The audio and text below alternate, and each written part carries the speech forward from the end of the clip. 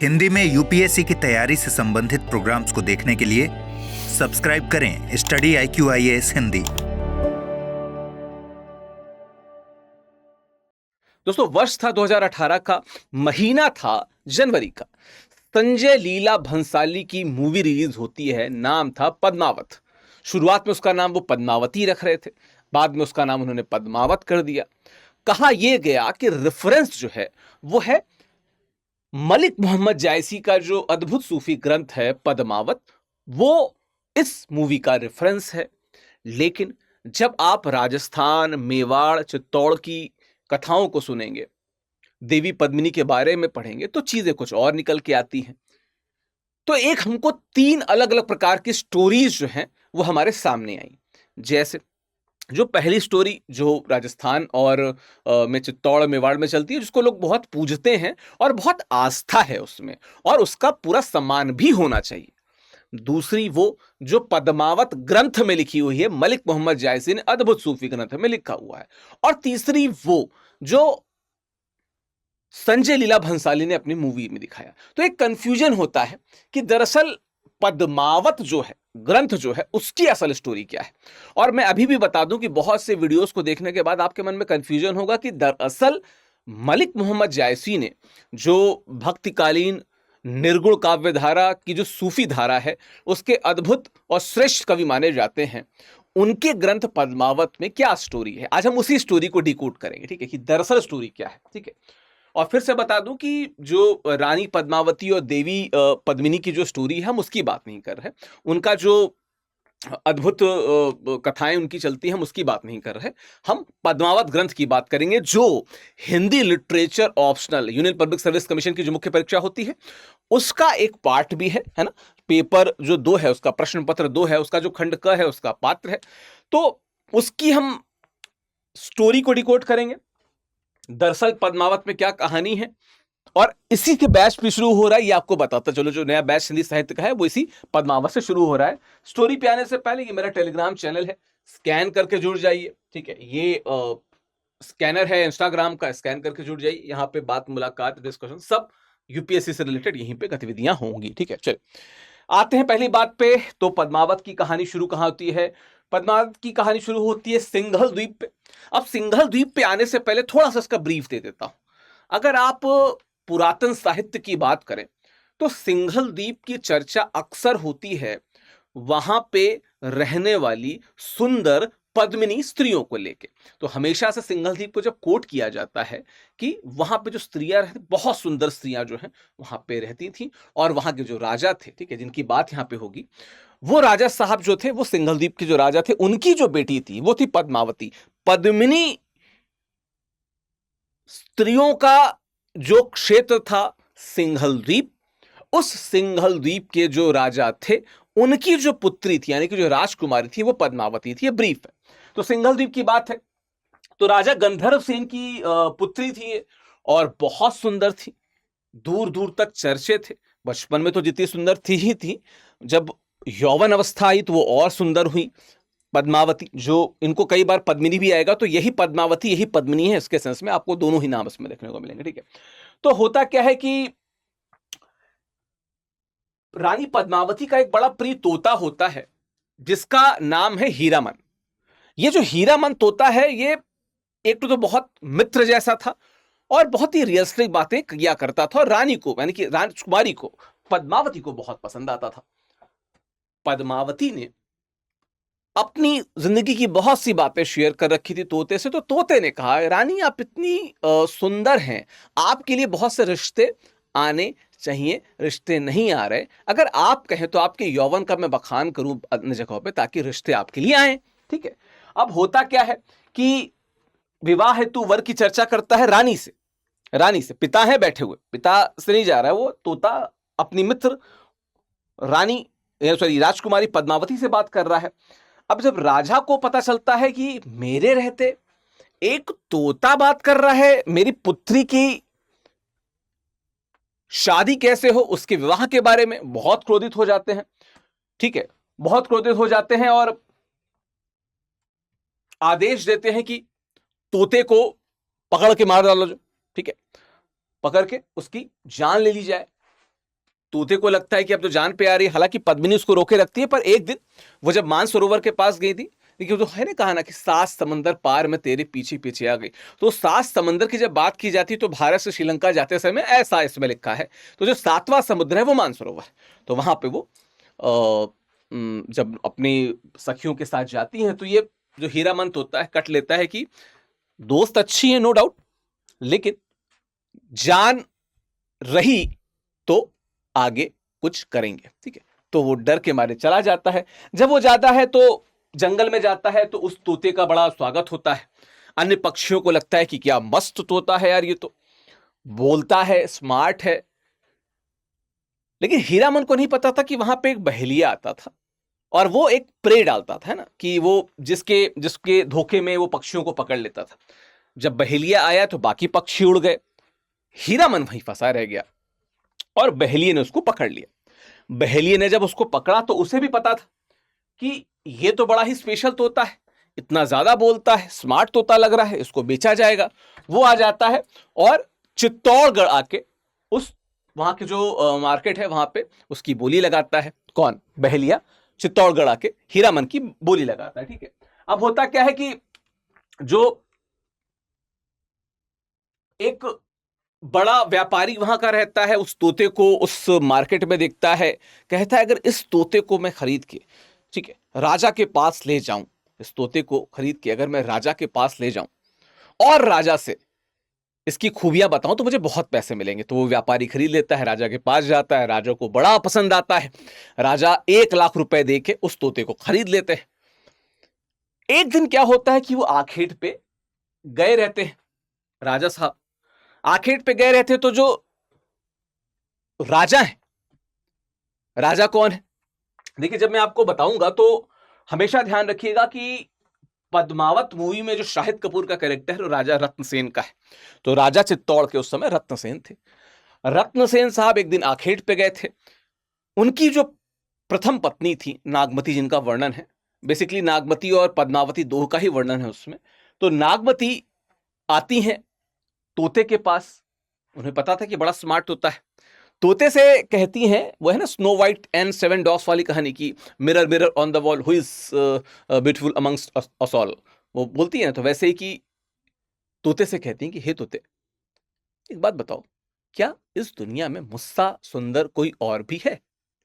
तोता बहुत हंस देता है, कहता है अब किसकी बात कर रही हो, मैं सिंघल द्वीप से आया हूं, वहां पे तो हर स्त्री ही बहुत ज्यादा सुंदर, अद्भुत सुंदर स्त्रियां हैं, और उनकी जो राजकुमारी है वो तो बहुत ज्यादा सुंदर। ये सुन के रानी नाराज हो जाती हैं, इसकी इतनी मजाल। एक धाय को बुलाती हैं, धाय मतलब जो दाई का काम करने वाली होती हैं, धाय माँ आपने सुना होगा, धाय माँ पन्ना के बारे में। तो एक धाय को बुलाती है, बोलती है कि इसको ले जाओ, मार दो इसको। लेकिन उस धाय को पता था कि मैं इसको अगर मार दूंगी तो राजा मुझे कल को मार देंगे, 1 लाख रुपए देके तो तोते को खरीदा है। वो नहीं मारती है, वो छुपा के रखती है। राजा आते हैं, तोते की मांग होती है, तोता आता है वहां पे। अब जब राजा वापस आते हैं, तोते के पास जाते हैं, तो तोता डिसाइड कर लिया था कि मुझे अब मरना नहीं है, मैं उस खूबसूरती, उस रूप वर्णन की बात मैं सीधे राजा से करूं, ताकि अगर उसको पसंद आ गया तो वो हमेशा मुझे बचा के रखेगा, क्योंकि मैं ही बताऊंगा कि वो स्त्रियां कहां पे रहती हैं। तो जब राजा आते हैं तो हीरामन बताता है कि साहब सिंघल द्वीप खंड में, खंड नहीं, सिंघल द्वीप में, सिंघल द्वीप खंड आपके सिलेबस में तो आ रहा है, सिंघल द्वीप में अद्भुत सुंदर स्त्रियां रहती हैं, पद्मिनी स्त्रियां कहते हैं, और उनकी जो रानी है, रानी पद्मावती, मतलब राजकुमारी बेसिकली, मतलब ये रानी राजकुमारी पद्मिनी पद्मावती अभी सेम मानी, पद्मिनी स्त्रियां कही जाती हैं, पद्मावती ही उनकी राजकुमारी। तो जो पद्मावती है वो बहुत सुंदर, आप देखेंगे ना तो आप बेहोश हो जाएंगे। तो कहते हैं बताओ कैसी सुंदर है। तो जब वो रूप वर्णन करता है उसको सुन के राजा मूर्छित हो जाते हैं कि इतनी सुंदर कैसे कोई हो सकती है। राजा मूर्छित हो जाते हैं। अब वो कहते हैं कि अगर इतनी सुंदर कोई महिला है, गर बरदौर हुए जमी अस्तो हम ही अस्तो, अगर कहीं पे स्वर्ग है तो यहीं पे नहीं है, अब कहीं पे स्वर्ग है तो मैं वहां पे जाऊंगा। तो क्या करते हैं, वो एक जोगी का भेष धारण करते हैं, साथ में 16,000 कुंवर भी, मतलब उनके सेना के लोग थे, उनके जो राजपाट के लोग थे, 16,000 लोग भी जोगी का वेश धारण करते हैं और निकल जाते हैं सिंघल द्वीप की ओर। ठीक है, अब 7 समुद्र पार करके मानसरोवर तक के पहुंचते हैं। अब सिंघल द्वीप में क्या होता है कि वो मानसरोवर के आसपास रहते हैं, तो उन्हें पता चलता है कि एक महादेव का मंदिर है, वहां पे वसंत पंचमी के दिन रानी पद्मावती जो है वो आती हैं पूजा करने के लिए। ठीक है, कि वसंत पंचमी पे आएंगी। उधर रानी के पास यही संदेश लेके हीरामन साहब पहुंच जाते हैं, बेस्ट फ्रेंड जो थे। हीरामन कहते हैं कि एक बहुत सुंदर राजकुमार, वो बता देता है कि जोगी वोगी ने राजकुमार है, वो आएंगे आपसे मिलने के लिए। तो ये भी जाती हैं, चलो देखा जाएगा, वसंत पंचमी में मिला जाएगा। वसंत पंचमी में जाती हैं, राजा देखते हैं, देखते हुए मूर्छित, इतनी सुंदर स्त्री। ठीक है, फिर क्या होता है, अब जब वो मूर्छा में रहते हैं तो पद्मावती थोड़ी सी तो कोशिश करती हैं कि देखा जाए कि भाई जगाने की कोशिश की जाए, तो चंदन का पानी वगैरह डालती हैं, वो उठते नहीं हैं। तो चंदन से उनके सीने पे लिख के चले जाती हैं कि, है ना, कि मैं तुमसे मिलने आई थी, तुम मुझको देख के बेहोश हो गए, तो एक गोल्डन अपॉर्चुनिटी थी, खो गई, हम तुम बात कर सकते थे। ये लिख के चली गई। जब होश में आए तो उनको बड़ी ग्लानि हुई, उस विरह की अग्नि में वो तपने लगे। शंकर जी बैठे थे, उन्हें लगा कि यार ये तो आदमी मर जाएगा। पार्वती जी से बात होती है, तो शंकर और पार्वती उनकी क्या कहते हैं, टेस्ट लेने, परीक्षा लेने के लिए आते हैं। शंकर जी एक कोढ़ी के रूप में आते हैं। ठीक है, कोढ़ी के रूप में आते हैं और बात करने का प्रयास करते हैं। तो एक चीज तो वो नोटिस कर रहे थे लगातार, कौन, राजा रत्नसेन, की यार ये कोढ़ी जो है, इसके शरीर पे कोई मक्खी नहीं भिनभिना रही है और इसकी परछाई भी नहीं आ रही है। इतने में जो पार्वती हैं वो आती हैं, कहती वो स्वर्ग की अप्सरा का रूप रख के आती हैं। उन्होंने कहा कि इंद्रदेव ने मुझे आपके पास भेजा है कि मैं आपसे शादी करूं, ये पद्मावती वगैरह को भूल जाइए, मुझसे सुंदर कोई नहीं है। रत्नसेन कहते हैं कि नहीं, मुझे अगर चाहिए तो पद्मावती ही चाहिए। गो की उनकी एक वाइफ और भी थी, पर फिर भी उन्होंने कहा मुझे कोई भी चाहिए तो उससे पद्मावती चाहिए। तो पार्वती जी को लगता है इनका प्यार सच्चा है, और इधर वो शंकर जी को लगातार देख रहे थे। एक समय के बाद लगता है यार कि कोई सिद्ध पुरुष हैं, वो उनके चरणों में गिर जाते हैं कि हे महादेव रक्षा करें। महादेव भी खुश हो जाते हैं कि दिल का साफ आदमी है, पद्मावती को चाहता है। तो एक सिद्ध घुटिका दे देते हैं, सिद्ध पुस्तक एक तरीके से आप समझ लीजिए दे देते हैं कि तुम इसके रास्ते जाओ, आराम से राजा के पास जाओ, और राजा जो है तुम्हें वो सपोर्ट करेंगे। ठीक है, और ऐसा होगा। फिर क्या होता है, गुप्त रूप से उस पवित्र पुस्तक के साथ में वो प्रवेश करने का प्रयास करते हैं। राजा को पता चलता है ना, कि 16,000 योगी इधर आ रहे हैं। तो राजा को भी डर लगता है, वो सेना को भेजता है, सभी लोग को अरेस्ट किया जाता है। अरेस्ट करने के बाद राजा कहते हैं कि इन लोग को फांसी दे दी जाएगी। क्या दे दी जाएगी? फांसी दे दी जाएगी। अच्छा, जो 16,000 कुंवर थे वास्तविकता में तो सैनिक थे, उन्हें लगा कि क्यों ना हम भी हमला कर दिए। राजा ने कहा, रत्नसेन ने कहा, एक राजा गंधर्व सेन है जिन्होंने इनको अरेस्ट करके फांसी पे चढ़ाने की बात की, और रत्नसेन जो योगी बन के इन लोगों को लेके जा रहे थे, उन्होंने कहा कि नहीं, हम प्रेम करने आए, हम प्रेम से ही जवाब देंगे, हम युद्ध नहीं करेंगे। इन लोग को अरेस्ट किया गया, फांसी की व्यवस्था हो रही थी। तब तक फिर से शंकर जी आए, महादेव भाट के रूप में आए, पार्वती जी भाटनी बनी, वो लोग आए, और उन्होंने आके राजा गंधर्व सेन से कहा कि बहुत योग्य लड़का है, बहुत योग्य कुंवर है, इससे अपनी बेटी की आप क्या कर दीजिए, शादी कर दीजिए। अब राजा फिर से नाराज कि ऐसे कैसे, मैं अपनी बेटी की शादी तुम्हारे कहने पे कर दूं? ठीक है, ऐसे कैसे? अब ऐसे में आप देखेंगे कि तमाम देवी देवता सब आते हैं, राजा को कन्विंस करते हैं। राजा को फिर लगता है कि ये तो साक्षात महादेव हैं। राजा कहते हैं कि इतने बड़े बड़े देव जब रत्नसेन के लिए आ रहे हैं, तो निश्चित तौर पे वो योग्य व्यक्ति होगा। वो रत्नसेन का पद्मावती से विवाह करा देते हैं। अच्छा, इस दौरान पद्मावती में भी कहा था एक लेटर, मतलब क्यों राजा रत्नसेन इतने ज्यादा मजबूत हो गए, उनके पास एक लेटर है कि आप जिएंगे तो मैं जीऊंगी, अगर आपकी मृत्यु होगी तो मैं भी खुद को मार लूंगी। तो उनको लगा कि हाँ, कोई महिला जो मुझसे बहुत प्रेम कर रही है। फिर राजा इतने खुश होते हैं कि सिर्फ पद्मावती का नहीं, राजा बहुत खुश हो गए थे, तो उन्होंने जो 16,000 कुंवर आए थे, उनकी भी शादी करा दी। किससे? जो पद्मिनी स्त्रियां थी उनकी भी राजा ने शादी करवा दी। ठीक है, अब होता क्या है कि इस दौरान नागमती तो बहुत वियोग में थी, सारे पशु पक्षियों को लगातार भेज रही थी कि जाके एक बार देखो, क्यों नहीं आए, 1 वर्ष हो गया। तो उसी में से एक पक्षी जाता है, इत्तेफाक से राजा से मुलाकात भी हो जाती है रत्नसेन से। कहता है कि रानी वियोग में है, चित्तौड़ ऐसे ही अकेला सा अनाथ सा हो गया है, आप क्यों नहीं आते हैं? तो राजा को लगता है हाँ यार बहुत समय हो गया, चित्तौड़गढ़ चला जाए, हमारी जगह तो वही है। तो फिर राजा जो है वो प्रस्थान होते हैं, और जब प्रस्थान करते हैं तो खूब सारा पैसा उनको, मतलब एक तरह से दहेज जिसे कहते हैं, वो राजा गंधर्व सेन भिजवाते हैं उनके साथ में। जब वो प्रस्थान करते हैं तो बहुत ही अहंकार और लोभ के साथ प्रस्थान करते हैं। उनसे समुद्र जो है याचक के रूप में उनकी परीक्षा लेने आते हैं, पर वो समुद्र को कुछ देते नहीं है, उसको दुत्कार देते हैं। तो समुद्र भी इससे नाराज हो जाते हैं। तो वहां पे बहुत सी हलचल आती है ना, बहुत सी हलचल आती है, विपत्ति आती है, जहाज टूटती है, एक तरफ जहाज इधर निकल गई, राजा इधर निकल गए, जो पद्मावती हैं रानी उधर निकल गई, ठीक है।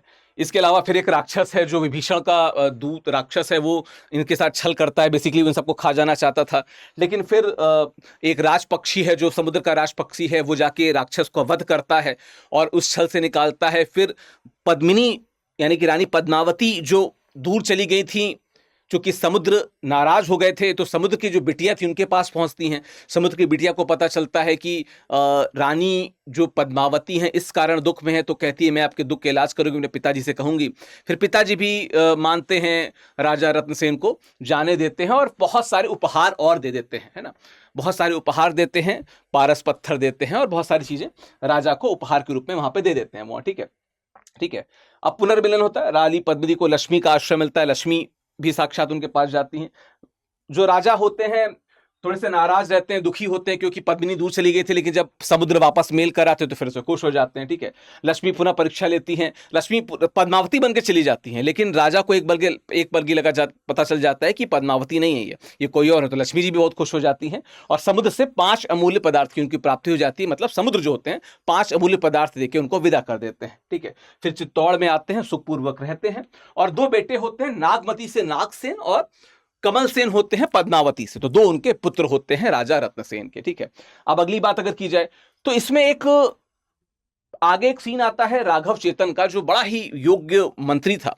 राघव चेतन जो था उसको याज्ञवल्क्य की सिद्धि मिली थी, तो वो ना तंत्र मंत्र की जो विद्या होती है वो बहुत अच्छे से जानता था राघव चेतन जो था। तो एक बार क्या होता है कि राजा पूछते हैं दूज कब था, है ना, प्रथमा द्वितीय तृतीया, तो दूज तीज कहते हैं, दूज कब है? राघव चेतन ने एकदम से कहा कि आज है। बाकी पंडितों ने कहा नहीं कल है। अब राघव चेतन तो तंत्र मंत्र जानता था, उसने तंत्र से क्या किया कि जो चंद्रमा की जो आकृति थी उसको दूज यानी द्वितीया के हिसाब से बदल दिया, जबकि उस दिन क्या थी, उस दिन वो कायदे में प्रथमा थी। बाकी पंडितों ने कहा कि नहीं राजा, ये कुछ धूर्तता कर रहा है, अगर आज दूज है तो कल तीज का चंद्रमा होना चाहिए। लेकिन अगले दिन भी दूज का चंद्रमा रहता तो राजा को भी पता चल जाता कि ये धूर्तता कर रहा है। राजा उसको कहते हैं कि तुमने गलत काम किया है, अपनी सिद्धियों का गलत प्रयोग किया है, हम तुमको निकालते हैं। लेकिन इतने बड़े योग्य ब्राह्मण को, पंडित को निकालते हुए रानी पद्मावती को लगता है कि कहीं गलत तो नहीं हो रहा। तो रानी पद्मावती कहती हैं कि राजा साहब, इतने योग्य व्यक्ति को ऐसे ही इसको कुछ अच्छा सा धन धान्य देते हैं ताकि उनका क्रेडिट भी बना रहे। तो रानी उनको बुलाती हैं और अपने झरोके से अपना एक बड़ा ही कीमती रत्नों वाला जो कंगन रहता है वो फेंकती हैं उनके झोले में। लेकिन जब वो कंगन उतर रहा होता है तो उसकी रोशनी में जब पद्मावती का चेहरा देखता है राघव चेतन, तो वो भी मूर्छित हो जाता है। वो भी क्या हो जाता है? मूर्छित हो जाता है, ठीक है। मूर्छित हो जाता है तो जब होश में आता है तो वो जब चित्तौड़ को छोड़ता है तो उसके मन में रहता है कि 2 चीजें, एक कि राजा से बदला लूंगा, ठीक है। तो राजा से बदला कैसे लूंगा? पद्मावती के बारे में मैं अलाउद्दीन खिलजी से बताऊंगा और उससे जो धन मिलेगा तो उससे मेरा दुगना फायदा होगा। तो वो चला जाता है, वो जाता है, पद्मावती जो के रूप के बारे में अलाउद्दीन को बताता है कि बहुत सुंदर महिला है और ऐसी सी बातें हैं। उसके बारे में अलाउद्दीन जब सुनता है तो वो भी मूर्छित हो जाता है। फिर वो होश में आता है, अलाउद्दीन अपनी मांग करता है, मतलब रत्नसेन के पास मांग भिजवाता है कि एक काम करो कि तुम पद्मावती को हमारे पास भेज दो, बाकी तुमको जो चाहिए सारा सब कुछ तुमको फ्री कर देंगे, सारा जो भी पैसा वैसा जमीन में सारी बातें करते हैं। अब राजा रत्नसेन को कैसे स्वीकार है, राजपूत थे वो, तो वो आगे चढ़ाई करने के लिए 8 वर्ष तक उसने चित्तौड़ को घेरा रहा, 8 वर्ष तक चित्तौड़ को घेरा रहा। अब हुआ क्या कि एक समय उसको लगा यार कि अब ये बहुत समय से घेरे हैं, सीधी उंगली से जब घी नहीं निकलता तो वो उंगली टेढ़े करने का प्रयास करता है, ठीक है। वो संधि का प्रस्ताव भेजता है, 5 वस्तुएं मांगता है राजा से। वो जो 5 वस्तुएं समुद्र ने भेजी थी वो हमको दे दो, हम पद्मिनी को नहीं देखना चाहते। तो राजा ने कहा ठीक है, वो मेरे लिए भौतिक चीज है, मैं पद्मिनी को नहीं दे सकता, वो तो हमारे घर की इज्जत है, ये 5 तुम चीजें ले लो। अब होता क्या है कि वो उसी दौरान जब वहां पे महल में आया हुआ था तो शतरंज खेलने की बात करता है। राजा कहते हैं कि ठीक है शतरंज खेल लेते हैं, मतलब रत्नसेन कहते हैं खेलते हैं। तो जब शतरंज खेलने बैठा तो उसने साथ में एक मिरर यानी कि दर्पण रख लिया था कि रानी अगर आएंगी तो उनको दिख जाएंगी। इत्तेफाक से जब रानी को कुतूहलवश पता चलता है कि शतरंज अलाउद्दीन खिलजी दिल्ली का सम्राट खेल रहा है हमारे राजा के साथ में, तो वो आ जाती है अपने झरोखे में। और जैसे ही झरोखे में आती है उनकी तस्वीर जब वो देखता है प्रतिबिंब देख के, तो वो फिर से एकदम एक प्रकार से मूर्छित सा हो जाता है।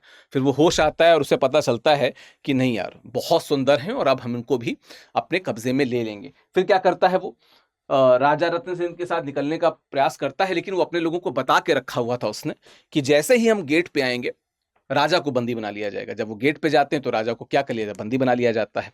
अब बात यह है कि जो जब राजा को इधर बंदी बनाते हैं, उधर जो देवपाल था, देवपाल कुंभलनेर का राजा था, वो पद्मावती से भी खार खाया हुआ था, रत्नसेन से भी खार खाया था। वो आक्रमण करता है लेकिन उस आक्रमण का बहुत अच्छे से बदला होता है, वो चला जाता है, ठीक है। और बेसिकली उस आक्रमण के द्वारा वो पद्मावती को और उनके राज्य को ही नीचा दिखाने की कोशिश करता है। राजा तो अरेस्ट हो गए थे, अलाउद्दीन खिलजी लेके जा चुका था। तो रानी गोरा बादल से प्रार्थना करती हैं कि प्लीज हमको राजा को बचाया जाए। तो गोरा बादल की जबकि जो थे उनकी गौना होने वाला था, तो उनको जाने को मना मतलब किया गया था कि आप मत जाइए। लेकिन चूंकि वीर थे, कहे कि नहीं राजा को छोड़ाने तो जाएंगे, और वीर दोनों ही, गोरा बादल दोनों वीर थे। तो ये क्या तय करते हैं कि हम जो पालकियां होती हैं उसमें सैनिकों को लेके जाएंगे। पालकियां जो होती हैं उनको सैनिक को लेके जाएंगे। और क्या करेंगे, हम सैनिकों को लेके जाएंगे और हम क्या करेंगे, वहां पे जाके एकदम से डिस्क्लोज करेंगे और राजा को छुड़ा लेंगे। और जो मेन पालकी थी उसमें उन्होंने लोहार को बैठा रखा था जो राजा को खोलेगा।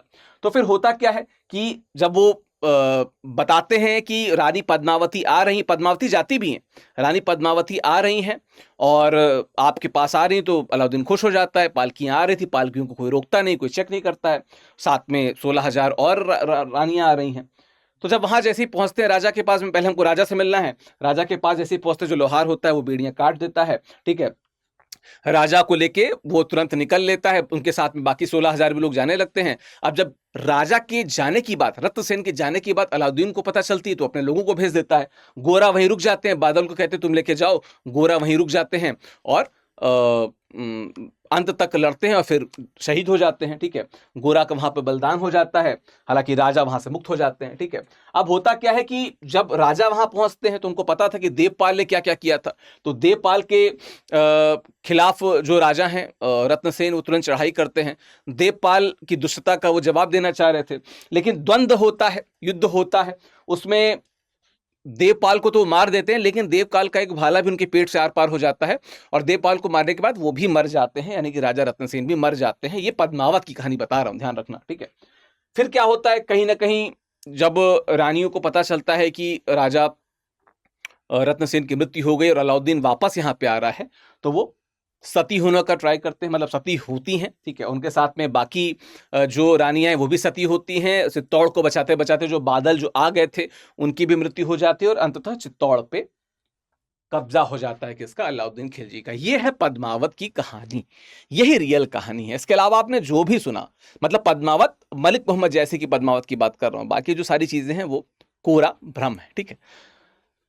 ये कहानी थी, ये इसी पद्मावत से ये बैच शुरू हो रहा है हिंदी साहित्य का, ठीक है।